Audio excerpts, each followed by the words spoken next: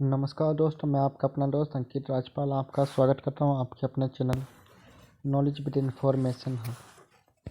जैसा कि दोस्तों मैं आज आपको बता दूं, हम आज बात करने वाले कक्षा 10 साइंस चैप्टर 2 अम्ल क्षारक एवं लवण। इससे पहले भी हमने एक वीडियो बनाई थी जो केमिस्ट्री के चैप्टर फर्स्ट की थी, रासायनिक अभिक्रियाएं और समीकरण। अगर आपको वो वीडियो देखनी है तो आप हमारे इस वीडियो के डिस्क्रिप्शन में से हम उसका लिंक दे देंगे, आप वहां से देख सकते हैं। तो आइए चलते हैं, हम इस चैप्टर में अम्ल के बारे में पढ़ेंगे। आपको हम बताने वाले हैं अम्ल क्या होते हैं। अम्ल को बोलते हैं इंग्लिश में एसिड। ये स्वाद में खट्टे होते हैं और ये नीले लिटमस पेपर को लाल में बदल देते हैं, मतलब नीले लिटमस पेपर का रंग लाल कर देते हैं। और ये जलीय विलयन में H+ आयन देते हैं। कैसा आयन देते हैं जलीय विलयन में? H+ ion. और एसिड शब्द लैटिन भाषा से लिया गया है जिसका अर्थ है खट्टा।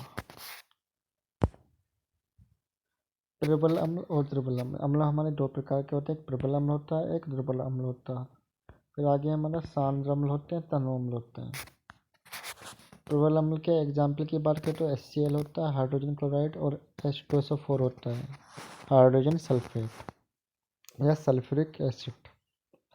नंबर नेक्स्ट होता है हाइड्रोजन नाइट्रेट, यानी कि नाइट्रिक एसिड बोलते हैं हाइड्रोजन नाइट्रेट को। ये इसका HNO3 इसका फॉर्मूला होता है। और दुर्बल अम्ल की बात करें तो दुर्बल अम्ल होता है CH3COOH। नंबर नेक्स्ट होता है लैक्टिक अम्ल, और उससे नेक्स्ट होता है ऑक्जेलिक अम्ल। सांद्र अम्ल की बात करें तो सांद्र अम्ल होते हैं जिसमें अम्ल की अधिक मात्रा में होता है, जबकि जल अल्प मात्रा में होता है। और तनु अम्ल की बात करें तो तनु इसमें अम्ल बहुत कम मात्रा में होता है और जल अधिक मात्रा में। सांद्र को कंसंट्रेट और डाइल्यूट बोलते हैं तनु अम्ल को। तो सांद्र या कंसंट्रेट अम्ल होता है जिसमें जल की मात्रा कम होती है और अम्ल की मात्रा अधिक होती है, जबकि तनु अम्ल क्या होता है जिसमें जल की मात्रा अधिक और अम्ल की मात्रा अल्प होती है। ये था बच्चों हमारा एसिड का मतलब। और एसिड की एक परिभाषा और है जो pH स्केल पर डिपेंड है, जो pH स्केल के अकॉर्डिंग अगर किसी अम्ल का किसी विलयन का pH मान 7 से कम हो तो वो वैल्यू वो विलयन अम्लीय विलयन कहलाता। नेक्स्ट चलते हैं हम दोस्तों क्षारक, यानी कि बेस स्वाद में कड़वे होते हैं। ये लाल लिटमस पेपर को नीला कर देते हैं और इनका जलीय विलयन OH- होता है। और ये हमारे प्रबल क्षारक होते हैं, दुर्बल क्षारक होते हैं। और क्षार लवण। प्रबल क्षारक की बात करें तो प्रबल क्षारक में होता है सोडियम हाइड्रोक्साइड, पोटेशियम हाइड्रोक्साइड और कैल्शियम हाइड्रोक्साइड। दुर्बल क्षारक की बात करें तो अमोनियम हाइड्रोक्साइड इसका एक दुर्बल क्षारक का एग्जाम्पल दिया हुआ है यहाँ पे। दुर्बल क्षारक को बोलते हैं NH4OH, अमोनियम हाइड्रोक्साइड। क्षार जल में घुलनशील क्षारकों को क्षार कहते हैं। लवण अम्ल में क्षारक की परस्पर अभिक्रिया से प्राप्त होता है, साल्ट मतलब। और जब हम एक अम्ल की और एक क्षार की अभिक्रिया कराते हैं तो वह हमारा लवण और जल बनाता है। इसे रासायनिकरण अभिक्रिया भी कहते हैं, जिसे न्यूट्रलाइजेशन कहते हैं इंग्लिश में। अब आगे हम बात करते हैं स्टूडेंट्स सूचक क्या होता है? किसी दिए गए विलयन में अम्ल या क्षारक की उपस्थिति को दर्शाते हैं।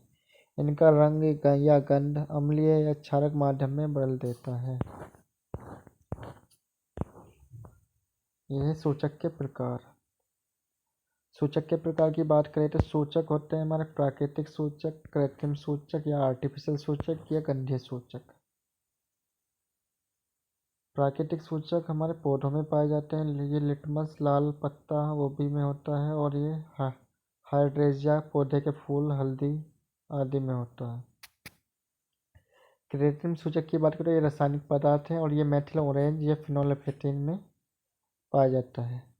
गंधीय सूचक की बात करें, इन पदार्थों की गंध या अम्लीय क्षारक माध्यम में बदल दी जाती है और ये प्याज, लौंग, तेल आदि में पाए जाते हैं। आगे हम पढ़ने वाले हैं सूचक।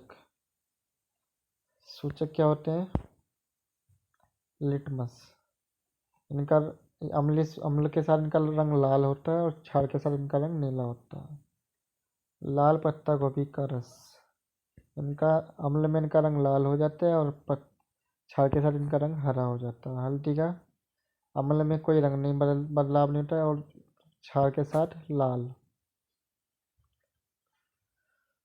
ऐसे ही यहाँ पे और भी सारे रंग दिए हुए हैं, आप इस लिस्ट को देख सकते हैं, आराम से बैठ के पढ़ सकते हो। तो आपको ये बहुत सारी जानकारी आपको यहाँ से मिल जाएगी। प्याज का रस तीक्ष्ण गंध होती है और उसमें अम्ल के साथ तीक्ष्ण गंध देता है और क्षार के साथ कोई गंध नहीं देता।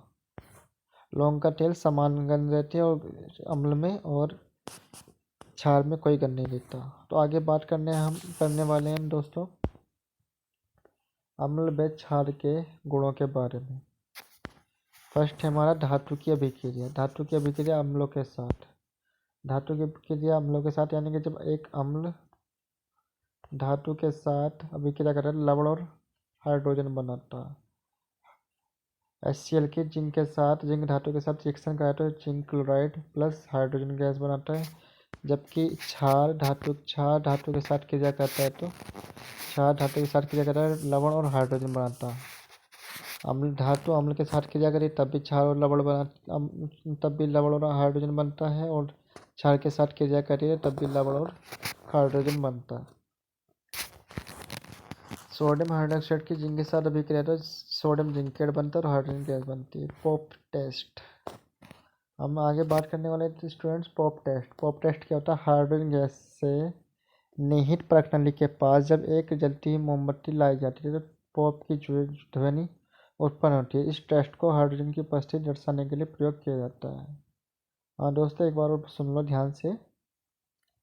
पॉप टेस्ट में हाइड्रोजन गैस से निहित प्रणाली के पास जब एक जलती हुई मोमबत्ती लाई जाती तो वहाँ पॉप की ध्वनि उत्पन्न होती, मतलब साउंड निकलती एक तरह की। इस टेस्ट को हाइड्रोजन की उपस्थिति दर्शाने के लिए प्रयोग करते हैं। अगर ध्वनि निकलेगी तो इसका मतलब हाइड्रोजन प्रेजेंट है और ध्वनि नहीं निकल रही तो इसका मतलब हाइड्रोजन प्रेजेंट नहीं। ये हमारा पॉप टेस्ट है। आगे हम बात करें धातु कार्बोनेट और धातु बाइकार्बोनेट की अभिक्रिया। धातु कार्बोनेट के अम्ल के साथ अभिक्रिया करते हैं तो लवण बनता है, जल बनता है और CO2 गैस निकलती है। और जबकि क्षार के साथ धातु कार्बोनेट या धातु बाइकार्बोनेट कोई अभिक्रिया नहीं देता। अम्ल की धातु बाइकार्बोनेट के साथ रिएक्शन करते तो लवण बनता है, CO2 गैस बनती है, कार्बन डाइऑक्साइड और जल बनता है। ये हमारी अम्ल की धातु कार्बोनेट के साथ अभिक्रिया, लवण बन रहा है, CO2 बन रही है और जल बन रहा है। और ये हमारी नंबर नेक्स्ट अम्ल की धातु कार्बोनेट बाइकार्बोनेट के साथ जब रिएक्शन करें तो लवण, CO2 गैस, कार्बन डाइऑक्साइड यानी कि और जल बन रहा है। आगे हम बात करने वाले हैं चूने के पानी का टेस्ट। चूने के पानी का टेस्ट का मतलब है उत्पादन कार्बन डाइऑक्साइड को चूने के पानी से प्रवाहित करने पर पानी दूधिया हो जाता है। मतलब कैल्शियम हाइड्रोक्साइड की जब CO2 के साथ रिएक्शन कराते तो सफ़ेद अपक्षय बनता है कैल्शियम कार्बोनेट का और जल बनता है। ये कैल्शियम कार्बोनेट जिसे हम चौक बोलते हैं उसी का है। अधिक मात्रा में CO2 प्रवाहित करने पर कैल्शियम कार्बोनेट H2 और CO2 की अधिक के साथ जब रिएक्शन करते हैं तो कैल्शियम हाइड्रोजन कार्बोनेट जल में घुलनशील हो जाता है। आगे हम बात करने वाले हैं अम्ल क्षारक की परस्पर अभिक्रिया। मैंने पीछे ही बताया जब अब अम्ल की और क्षार की आपस में अभिक्रिया कराते तो लवण और जल बनता और यह अभिक्रिया रासायनिकरण अभिक्रिया कहलाती है। उदाहरण के लिए मैं आपसे बता दूं, जब सोडियम हाइड्रोक्साइड की जिंक HCl के साथ रिएक्शन कराते सोडियम क्लोराइड बनता, मतलब नमक बनता और जल बनता। प्रबल अम्ल और दुर्बल क्षारक अम्लीय लवण और जल बनाते हैं और दुर्बल अम्ल प्रबल क्षारक क्षारीय लवण जल और जल बनाते हैं। अम्लों के साथ धात्विक ऑक्साइड की अभिक्रिया। धात्विक ऑक्साइड अम्ल से अभिक्रिया करके लवण और जल बनाता है। कॉपर ऑक्साइड HCl के साथ रिएक्शन करते हैं तो हमारा कॉपर क्लोराइड बनता है और जल बनता है। कॉपर ऑक्साइड की 2HCl के साथ रिएक्शन करते हैं तो क्या बनता है हमारा कॉपर क्लोराइड और H2O बनता है। और ये नीले रंग का होता है। धात्विक ऑक्साइड की प्रकृति क्षारीय होती है क्योंकि ये अम्ल के साथ क्रिया करके लवण बनाते हैं, कॉपर ऑक्साइड और मैग्नीशियम ऑक्साइड। अब है अधात्विक ऑक्साइड की क्षारों के साथ अभिक्रिया। अधात्विक ऑक्साइड प्लस क्षार। अधात्विक ऑक्साइड क्षार के साथ जब रिएक्शन करते हैं तो लवण बनता है और जल बनता है। कार्बन डाइऑक्साइड की कैल्शियम हाइड्रोक्साइड के साथ रिएक्शन करते हैं तो कैल्शियम कार्बोनेट बनता है और जल बनता है। अधात्विक ऑक्साइड प्रवृत्ति में अम्लीय होते हैं तथा विद्युत धारा प्रवाहित करते हैं। जलीय विलयन में अम्ल तथा क्षारक। जल की उपस्थिति में अम्ल H+ आयन उत्पन्न करते हैं और H+ आयन H3O- आयन के रूप में पाए जाते हैं। जल की उपस्थिति में क्षारक आयन उत्पन्न करते हैं। NaOH की जब H2 के साथ रिएक्शन करते हैं तो Na+H2OH- बनता है। सभी क्षारक जल में घुलनशील नहीं होते। जल में घुलनशील क्षारकों को क्षार कहते हैं, जबकि सभी क्षार क्षारक होते हैं, परंतु सभी क्षारक क्षार नहीं होते। एक बार वो ध्यान से सुनो, सभी क्षारक जल में घुलनशील नहीं होते। जल में घुलनशील क्षारकों को क्षार कहते हैं और सभी क्षार क्षारक होते हैं, परंतु सभी क्षारक क्षार नहीं होते। आगे हम पढ़ने वाले हैं जल के साथ अम्ल या क्षारक को मिलाते समय सावधानी बरतनी चाहिए। हमेशा अम्ल या क्षारक को जल में मिलाना चाहिए। लगातार ऐसे हिलाते रहना चाहिए क्योंकि यह प्रक्रिया अत्यंत ऊष्माक्षेपी होती है। मतलब यहाँ पे आपको दिखाया गया है कभी भी अम्ल में जल को नहीं मिलाना और यहाँ पे जल में अम्ल को मिलाना है। ये सही तरीका है और ये गलत। आगे बात करें तो हम सांद्र अम्ल में जल मिलाने पर उत्पन्न हुई ऊष्मा के कारण मिश्रण अस्फलित होकर बाहर आ सकता है तथा आप जल सकते हैं। साथ ही अत्यधिक स्थानीय ताप के कारण कांच का पात्र भी टूट सकता है। जल को अम्ल में डालने से मिश्रण असफलित होकर बाहर आ सकता है और स्थानीय ताप के कारण कांच का पात्र टूट सकता है। मतलब टेम्परेचर ऊपर नीचे या थोड़ा कम ज़्यादा होने की वजह से जिस भी बर्तन में कांच के आप अम्ल को कर रहे हैं तो अम्ल टूट सकता है, जिससे आपके हाथ या पैर जहाँ भी जिस भी बॉडी पार्ट्स पे गिरेगा वो जल सकते हैं।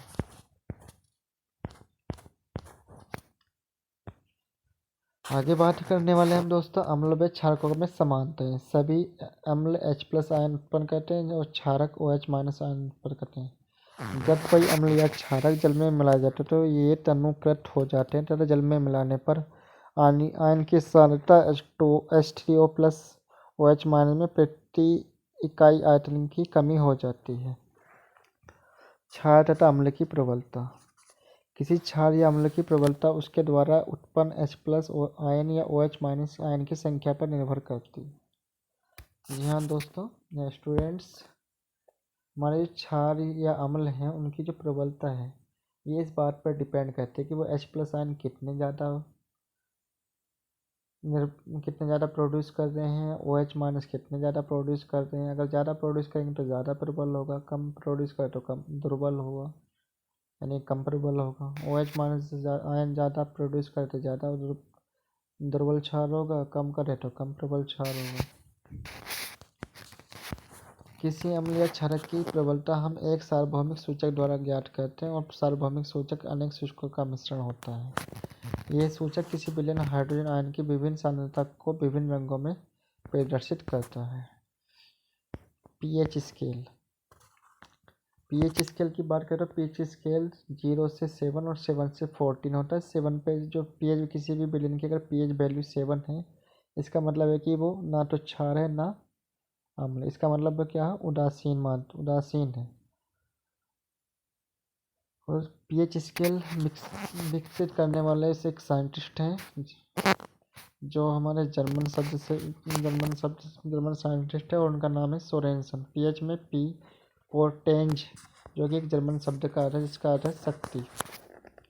अगर पीएच की वैल्यू हमारी कितनी 7 है तो इसका मतलब उदासीन है। पीएच की वैल्यू 7 से कम है तो ओमली या विलयन है और पीएच की वैल्यू 7 से ज़्यादा है तो कैसा है, ये क्षार है।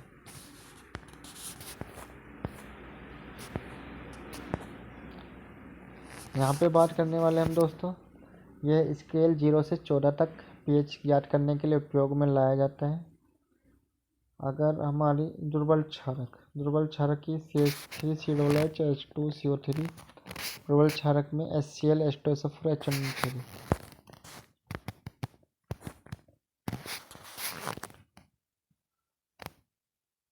आगे बात करने वाले हम दोस्तों, दैनिक जीवन में pH का महत्व। पौधे एवं पशु pH के प्रति संवेदनशील होते हैं। हमारा शरीर 7.0 से 7.8 परास के बीच कार्य करता है। वर्षा के जल की pH मान जब 5.6 से कम हो जाती है तो वह अम्लीय वर्षा कहलाती है।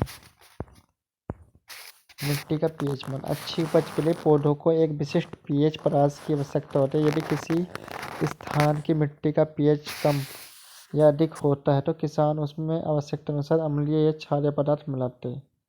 हमारे पाचन तंत्र का pH मान। हमारा स्टमक हाइड्रोक्लोरिक अम्ल उत्पन्न करता है जो भोजन के पाचन में सहायक होता है। अपच की स्थिति में उदर अधिक मात्रा में अम्ल उत्पन्न करता है जिसके कारण उदर में दर्द व जलन का अनुभव होता है। इस दर्द से मुक्त होने के लिए एंटासिड जैसे क्षारक का उपयोग किया जाता है। कभी कभी आपने देखा हो, जैसे हम कभी तला भुना खा लेते हैं और आपको बाद में जलन या खट्टी मीठी डकारें आती तो आप उसके लिए इनो का यूज़ करते हैं। तो इनो जो होती है एक क्षार के माध्यम होती है, ठीक है, जिससे हमारा पेट जल्दी से ठीक हो जाता है और जिसमें जलन भी कम हो जाती है। pH परिवर्तन के कारण दंत क्षय। मुंह के pH का मान 5.5 से कम होने पर दांतों का क्षय प्रारंभ हो जाता है। दांतों का एनेमल कैल्शियम फास्फेट से बना होता है जो कि शरीर का सबसे कठोर पदार्थ है। यह जल में नहीं घुलता, लेकिन मुंह की pH मान 5.5 से कम होने पर यह संक्षारित होने लगता है, मतलब धीरे धीरे टूटने लगता है। क्षारकीय दंत मंजन का उपयोग करने से अम्ल की अधिक मात्रा को उदासीन किया जाता है। पशुओं को एवं पौधे द्वारा उत्पन्न रसायनों में आत्मरक्षा। मधुमक्खी का डंक एक अम्ल छोड़ता है जिसके कारण दर्द एवं जलन का अनुभव करता है। डंक मारे गए अंग में बेकिंग सोडा का उपयोग से आराम मिलता है। और जो मधुमक्खी जिसे डंक मारती है और डंक मारने पे जो एसिड छोड़ती है वो हमारा फॉर्मिक एसिड है। चींटी काटने से जो जलन होती है वो हमारा फॉर्मिक एसिड होता है। नेटल के डंक वाले मेसेनोइक अम्ल छोड़ देते हैं और जिनके कारण जलन वाले दर्द का अनुभव होता है। इसका इलाज डंक वाले स्थान पर डॉग पौधे की पत्ती रगड़कर किया जाता है।